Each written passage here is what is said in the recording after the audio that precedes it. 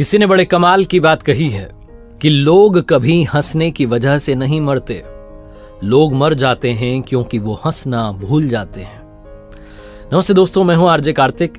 3 बाबाओं की कहानी सुनाता हूं। एक गांव से दूसरे गांव, दूसरे से तीसरे में जाते थे, लेकिन शिक्षा नहीं देते थे, प्रवचन नहीं देते थे, लोगों से बात ही नहीं करते थे, बस एक ही काम करते थे। गांव के बीचों बीच खड़े हो जाते चौराहे पर और जोर जोर से हंसने लगते।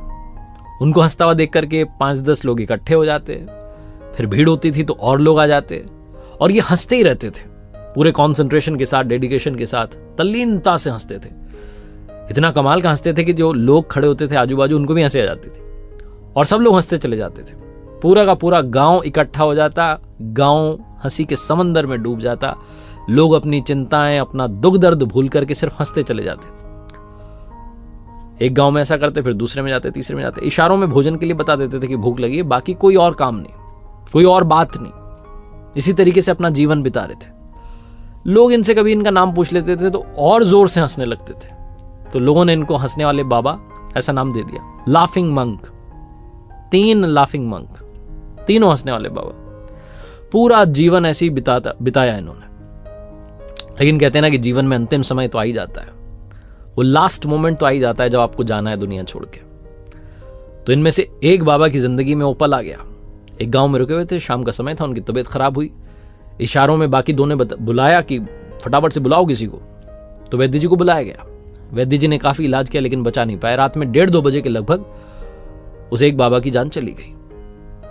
अब ये बात जंगल में आग की तरह इस गांव में फैल गई, गांव से दूसरे गांव में, तीसरे गांव में फैल गई। लोगों को ये बात नहीं थी, ये दर्द नहीं हो रहा था कि वो व्यक्ति की जान चली गई। उनको ये था कि जो बाकी के 2 हैं, अब उनका एक साथी चला गया है, अब तो वो पक्का रोएंगे, हम उन्हें रोते हुए देखना चाहते हैं। लोगों की अपनी अपनी सोच। तो अगली सुबह का लोग इंतजार करने लगे, भीड़ इकट्ठी हुई और लोग चल पड़े देखने के लिए कि अब तो वो दोनों रो रहे होंगे अपने साथी की मौत पर। जैसे से पास जा रहे थे, हंसने की आवाज आ रही थी। थोड़ा और पास गए तो देखा कि वो और जोर से हंस रहे हैं, इतना तेज हंस रहे हैं जितना तो जीवन में कभी नहीं हंसे। और लाश रखी हुई थी उसके पास में, दोनों बाबा जो बचे हुए थे, दोनों हंसे जा रहे हैं। लोगों ने जाकर के समझाने की कोशिश की कि आपका साथी चला गया है, कितने इमोशनलेस हो, आपके अंदर इमोशंस ही नहीं है, आपका साथी चला गया है दुनिया छोड़ करके, कम से कम आज तो मत हंसो, आज तो थोड़ा रो लो। वो जो बाकी के 2 बाबा थे, जीवन में पहली बार बोले। उन्होंने कहा कि हम तीनों में शर्त लगी थी कि जो भी दुनिया पहले छोड़ करके चला जाएगा, बाकी दोनों उसकी मौत पर हंसेंगे।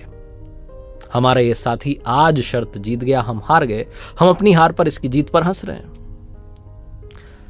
अब अंतिम संस्कार की बारी आई, चिता पर लेटाना था।